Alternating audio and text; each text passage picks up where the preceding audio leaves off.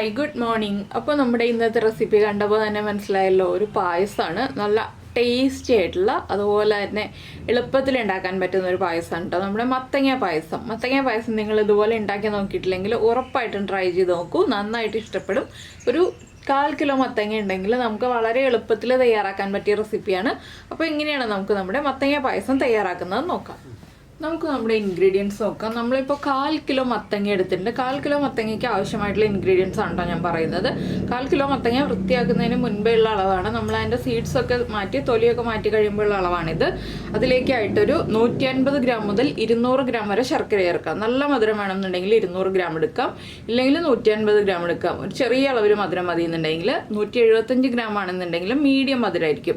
മധുരം നിങ്ങളുടെ അളവനുസരിച്ച് ചേർക്കാം. ഞാനിപ്പോൾ ഒരു 175 ഗ്രാം ശർക്കര എടുത്തിട്ടുണ്ട്.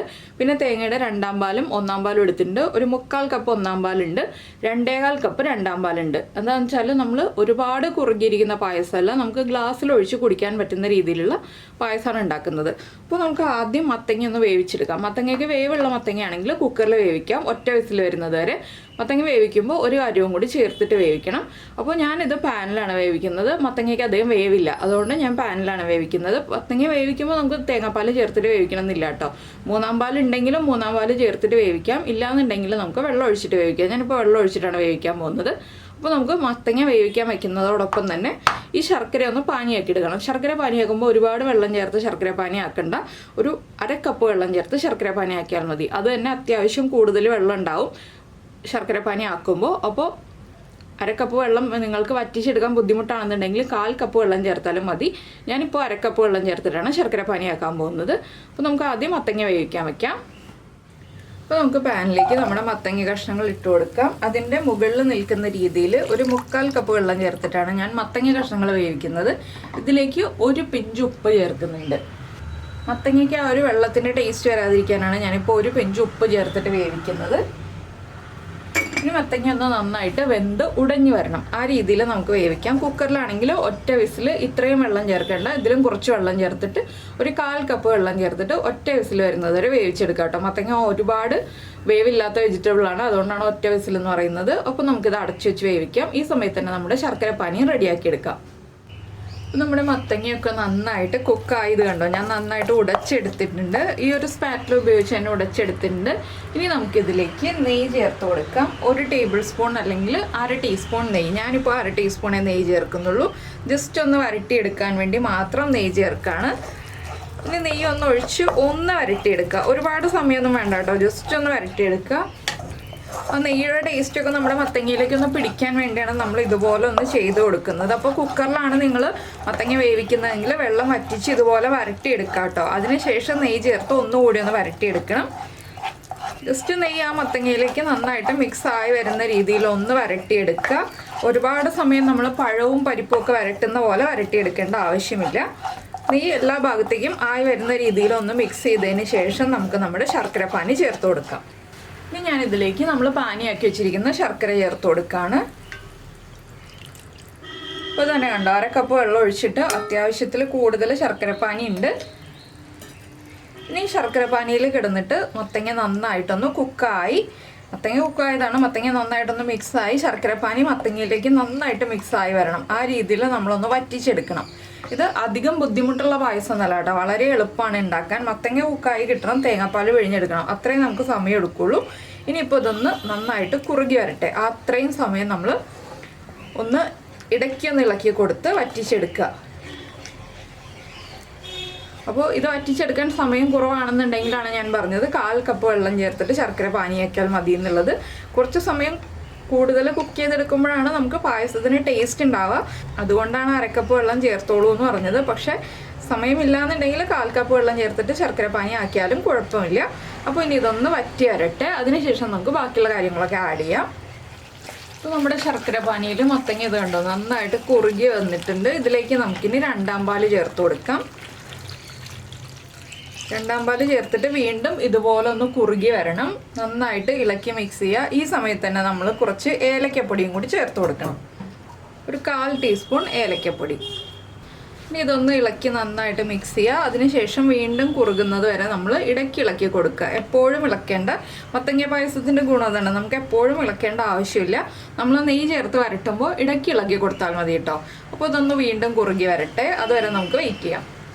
അപ്പോൾ നമ്മുടെ തേങ്ങയുടെ രണ്ടാം പാൽ ഒഴിച്ചിട്ട് പായസം ദാ വറ്റി കുറുകി വരുന്നുണ്ട്. ഇനി നമുക്ക് നമ്മുടെ തേങ്ങയുടെ ഒന്നാം പാൽ ഒഴിച്ചു കൊടുക്കാം. ഫ്ലെയിം കുറച്ച് വെച്ചിട്ട് ഇളക്കി കൊടുത്തുകൊണ്ട് ഒഴിച്ചു കൊടുക്കുക.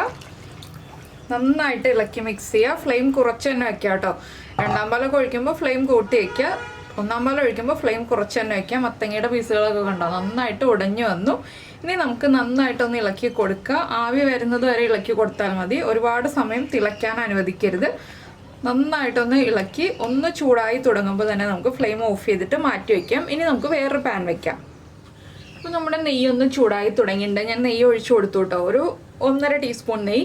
ഇതിലേക്ക് നമുക്ക് നമ്മുടെ ടേസ്റ്റിനനുസരിച്ച് കാഷ്യൂ നട്ട്സ് ചേർക്കാം. നെയ്യ് ഒരുപാട് ചൂടായി വരണ്ട, ചെറുതായിട്ടൊന്ന് ചൂടായി തുടങ്ങുമ്പോൾ തന്നെ നമുക്ക് കാഷ്യൂ നട്ട്സ് ചേർക്കാം. കാഷ്യൂ നട്ട്സിൻ്റെ കളർ മാറുന്നതിന് മുൻപേ തന്നെ നമുക്ക് റൈസിൻസും കൂടി ആഡ് ചെയ്ത് കൊടുക്കാം. പിന്നെ നിങ്ങൾക്ക് തേങ്ങാക്കൊത്ത് ചേർക്കണം എന്നുണ്ടെങ്കിൽ തേങ്ങാക്കൊത്തും കൂടി ചേർത്ത് കൊടുക്കാം കേട്ടോ. ആദ്യം തേങ്ങാക്കൊത്ത് ഫ്രൈ ചെയ്ത് മാറ്റിയതിന് ശേഷം കാഷ്യൂ നട്ട്സും റൈസിൻസും ചേർത്ത് ഫ്രൈ ചെയ്തെടുക്കാം. അപ്പോൾ എന്താണെന്ന് വെച്ചാൽ തേങ്ങാക്കൊത്തിൻ്റെ കളർ വല്ലാതെ മാറിപ്പോവില്ല. പിന്നെ നമ്മുടെ കാഷ്യൂ നട്ട്സിൻ്റെയും റൈസിൻസിൻ്റെയും കളറും മാറിപ്പോവില്ല. അപ്പോൾ കാഷ്യൂ നട്ട്സ് ഒന്ന് ചൂടായി തുടങ്ങുന്നുണ്ട്. നമുക്കിതിലേക്ക് റൈസിൻസ് ആഡ് ചെയ്ത് കൊടുക്കാം. ഇതിനൊന്നും പ്രത്യേകിച്ച് അളവുകളില്ല, നമുക്ക് നമ്മുടെ ടേസ്റ്റിനനുസരിച്ച് എത്രയാണെന്ന് വെച്ചാൽ ചേർത്ത് കൊടുക്കാം.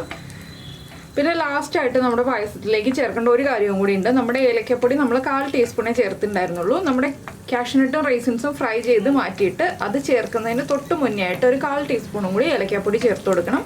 അപ്പോഴാണ് നമ്മുടെ പായസം പെർഫെക്റ്റ് ആവുക. അങ്ങനെ ചെയ്താലാണ് പായസത്തിലെ ഏലക്കപ്പൊടിയുടെ ഫ്ലേവർ കൂടുതൽ സമയം നിൽക്കുക കേട്ടോ. അപ്പോൾ ഇതാ റൈസിൻസൊക്കെ ബബിളായി വരുന്നുണ്ട്. ഇനിയിപ്പോൾ നമുക്ക് ഫ്ലെയിം ഓഫ് ചെയ്തിട്ട് ഇത് നമുക്ക് പായസത്തിലേക്ക് ചേർക്കാം. ഞാൻ ഫ്ലെയിം ഓഫ് ചെയ്തു.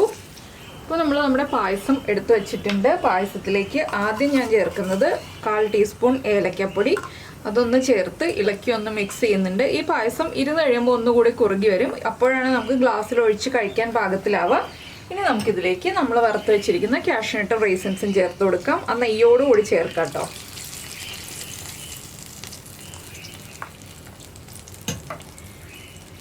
ഞാൻ മുഴുവൻ ചേർത്തിട്ടില്ല, കുറച്ച് ഗാർണിഷ് ചെയ്യാൻ വേണ്ടി മാറ്റി വെച്ചിട്ടുണ്ട്. ഇനി ഇതൊന്ന് ഇളക്കി മിക്സ് ചെയ്യുക. ഇത്രയേ ഉള്ളൂ നമ്മുടെ മത്തങ്ങ പായസത്തിൻ്റെ പരിപാടി. വളരെ ഈസി ആയിട്ട് കഴിയുന്ന റെസിപ്പിയാണ്. അപ്പോൾ നിങ്ങൾ ഇതുപോലെ ഉണ്ടാക്കി നോക്കിയിട്ടില്ലെങ്കിൽ ഉറപ്പായിട്ടും ഉണ്ടാക്കി നോക്കൂ. എല്ലാവർക്കും ഇഷ്ടപ്പെടും. കുട്ടികൾക്കാണെങ്കിലും വലിയവർക്കാണെങ്കിലും ഒക്കെ ഇഷ്ടപ്പെടുന്ന റെസിപ്പിയാണ്. പിന്നെ ഇത്രയും നെയ്യ് ചേർക്കണമെന്നുണ്ടെങ്കിൽ നിങ്ങൾ ഒരു 1/2 ടീസ്പൂൺ നെയ്യിൽ ലാസ്റ്റ് കാഷ്യൂ നട്ടും റൈസിൻസും ഫ്രൈ ചെയ്ത് ചേർത്താലും മതി. ആദ്യം നമ്മൾ കുറച്ച് നെയ്യിൽ വരട്ടിയതാണല്ലോ മത്തങ്ങ, അപ്പോൾ കുറച്ച് നെയ്യ് ചേർത്താലും മതി. ഇതുപോലെ നെയ്യ് ചേർക്കുകയാണെങ്കിൽ ടേസ്റ്റ് ഉണ്ടാവും പായസത്തിന്. അപ്പോൾ എല്ലാവരും ട്രൈ ചെയ്ത് നോക്കിയിട്ട് നമ്മുടെ ചാനൽ ഇഷ്ടമാവുകയാണെങ്കിൽ, നമ്മുടെ വീഡിയോ പ്രസൻറ്റ് ചെയ്യുന്ന രീതിയൊക്കെ ഇഷ്ടമായിരുന്നുണ്ടെങ്കിൽ ഒന്ന് അഭിപ്രായങ്ങളൊക്കെ കമൻറ്റ് ചെയ്യണം. അതുപോലെ തന്നെ നമ്മുടെ വീഡിയോ പ്രസൻറ്റ് ചെയ്യുന്ന രീതി ഇഷ്ടമായിട്ടുണ്ടെങ്കിൽ നമ്മുടെ ചാനൽ ഒന്ന് സബ്സ്ക്രൈബ് ചെയ്ത് സപ്പോർട്ട് ചെയ്യണേ. സബ്സ്ക്രൈബ് ചെയ്യുന്നതിന് ഈ വീഡിയോയുടെ താഴെയുള്ള റെഡ് സബ്സ്ക്രൈബ് ബട്ടൺ ഒന്ന് ക്ലിക്ക് ചെയ്യുക.